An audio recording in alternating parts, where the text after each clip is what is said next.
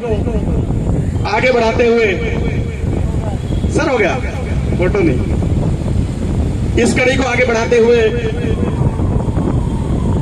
गांधी विद्यालय inter college रावली कला के हमारे सम्मानित प्रधानाचार्य श्री ओम प्रकाश सिंह जी से मैं गुजारिश करूंगा कि वो अपने विचारों से हमें लाभान्वित करें। काफी गर्मी झेली है उन्होंने आज। धन्यवाद डॉक्टर साहब। सर्वप्रथम मैं डॉक्टर अंबेडकर विकास समाज समिति और बाबा साहब डॉक्टर अंबेडकर जन्मोत्सव समिति का धन्यवाद शुक्रिया अदा करना चाहता हूं कि वो अपने स्तर से जो हमारे महान व्यक्तित्व के लोग पैदा हुए हैं उनको स्मरण कराने का जो कार्य पुनीत कार्य करती हैं, बहुत बहुत धन्यवाद उनके लिए। मैं धर्म और धर्म की बात शुरू करने से पहले समाज के लिए समर्पित समिति के पदाधिकारी भी हैं और बहुत ही सक्रिय रहते हैं आदरणीय रोहतास जी। मैं निश्चित रूप से आपकी उस बात से सहमत हूं कि हमारे लिए भी एक धम्म स्थान निश्चित होना चाहिए और उसको बनाने का, उसको पाने का जो कार्य है वो हमारे समाज के सम्मानित लोगों को ही भी करना भी चाहिए। तो सर मैं इस संबंध में आपको आश्वस्त करता हूं कि इसको बिना विलंब किए बहुत जल्दी से शुभारंभ कर दिया जाए। मैं स्वयं भी और समाज के जो प्रबुद्ध लोग हैं उनसे निवेदन करूंगा कि यथाशक्ति उसमें सहयोग प्रदान करेंगे, कोई भी पीछे नहीं रहेगा, सभी बढ़ चढ़ के हिस्सेदारी अपनी निभाएंगे, अपनी भूमिका निभाएंगे। तो चल मैं आज के आज का जो प्रसंग है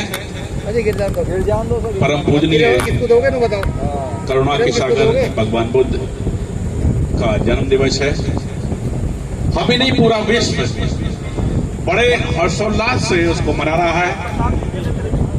ये बात अलग है कि उनके मनाने जो कार्यक्रम है उन कार्यक्रमों को आपको अग्रसारित करने का माध्यम वो हमारे पास नहीं है। यह भी एक बड़ी कमी है।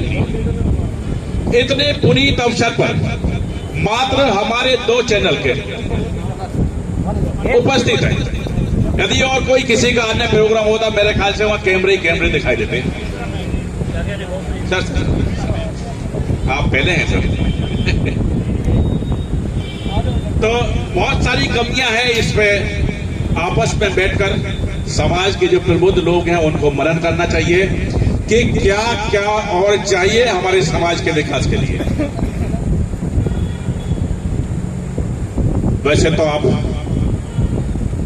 धन से पूर्ण है कि बाबा साहब ने वो अधिकार, भगवान बुद्ध ने वो शिक्षाएं हमारे समाज को दी। यदि आंशिक रूप से भी हम उन्हें अपनाएं तो निश्चित रूप से हमारे विकास को, हमारे समाज के विकास को कोई बाध्य नहीं कर सकता, कोई रोक नहीं सकता। अब मैं बात करूंगा 2500 वर्ष पूर्व एक ऐसी व्यवस्था का विवरण आपके समक्ष रखूंगा जिसको धार्मिक व्यवस्था कहते थे। धर्म की व्यवस्था नहीं, धार्मिक व्यवस्था। और यदि मेरे कोई साथी धर्म की परिभाषा जानते हो तो मैं उन्हें आमंत्रित करूंगा, कृपया वो बताने की कृपा करें, कष्ट करें कि धर्म क्या है।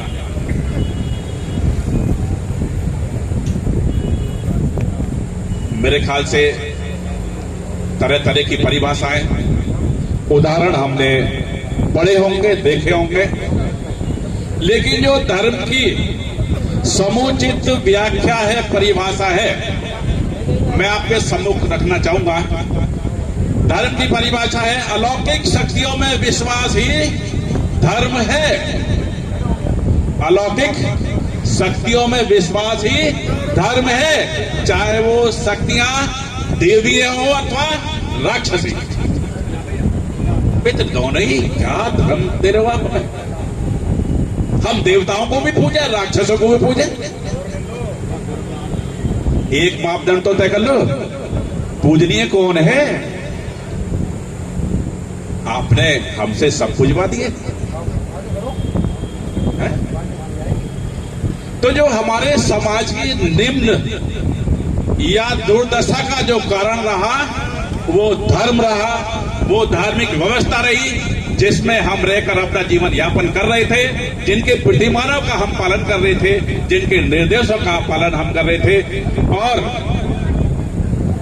दुख की बात यह भी है कि जब हमारा समाज शिक्षित होता जा रहा है, और ऐसा भी नहीं, यहां तमाम बुद्धिजीवी बैठे हुए हैं, श्रेष्ठ वक्ता भी हैं, श्रेष्ठ श्रोता भी हैं, और हर विद्या में मैं देखा हूं, देखो संगीत विद्या हो, एक बच्चा आया था अभी, तो कहीं पीछे नहीं है, पीछे है। तो हम स्वयं अपनी गलती सोए हैं कि जो दशाएं, जो निर्देश, जो व्यवस्था हमें निम्न बनाती है, हमें वंचित करती है, हमें अछूत बनाती है, तो वो है वो व्यवस्था जिसे धार्मिक व्यवस्था कहते हैं, और जिसका अनुपालन कर रहे हैं, हम हमको पोष रहे हैं, पोषण कर रहे हैं उसका।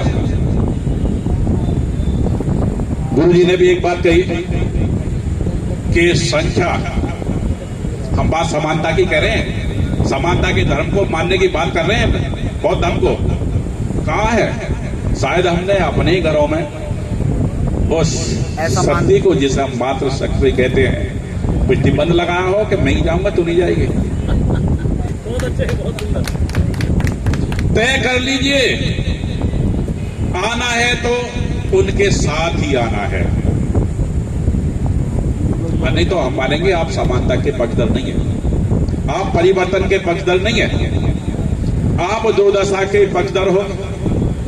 जो दयनीय स्थिति है उसी में आप मजे में हो। बहुत लंबा समय नहीं लूंगा, धार्मिक व्यवस्था की भी बहुत लंबी व्याख्या की जा सकती है। ये मैंने जो अभी परिभाषा दी है आपको, ये अंतर्राष्ट्रीय परिभाषा है कि अलौकिक शक्तियों में विश्वास है। अभी देखिए, देवता, हमारे लिए देवता और राक्षस दोनों समान व्यवहार के हैं, दोनों ने हमसे लिया है। अभी कह रहे ना आप साथ, आपने बताया था कि देवता देने वाले का नाम है, तो दिया क्या,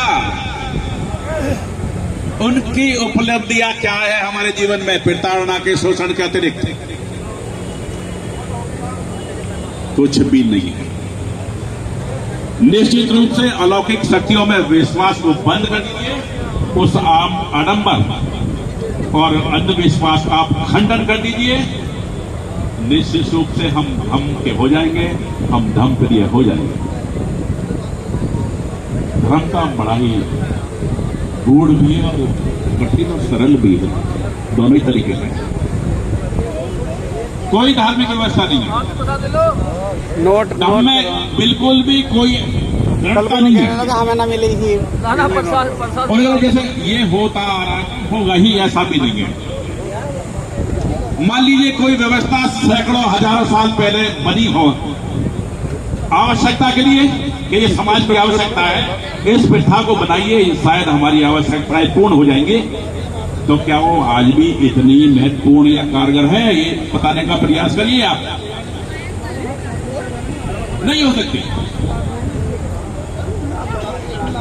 बहुत सारे ग्रंथ हैं, केवल एक दो ग्रंथों का नाम लूंगा मैं। एक तो हमारी भगवत गीता की है, हमारे देश में बड़ी लोकप्रिय है।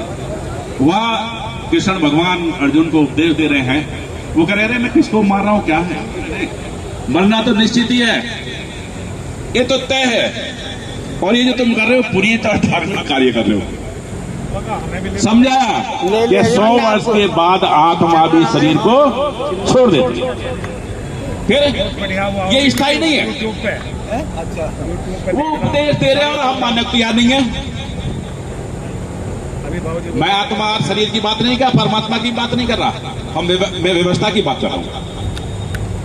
जब आत्मा भी परित्याग कर देती है तो भैया वो सामाजिक व्यवस्था जो सैकड़ों हजार साल पूर्व बनी थी, क्या आज भी इतनी सुधारात्मक है समाज के लिए, इतनी उपयोगी है क्या समाज के लिए?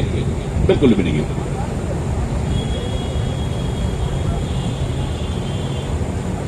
तो निश्चित रूप से हमें उन दशाओं को कम से कम त्यागना पड़ेगा जो हमारी दुर्दशा के कारण है। दम को अपना दीजिए।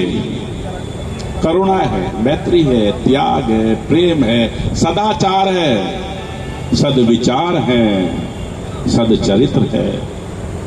बस इन्हीं शब्दों के साथ बहुत बहुत धन्यवाद। पुनः डॉक्टर साहब समय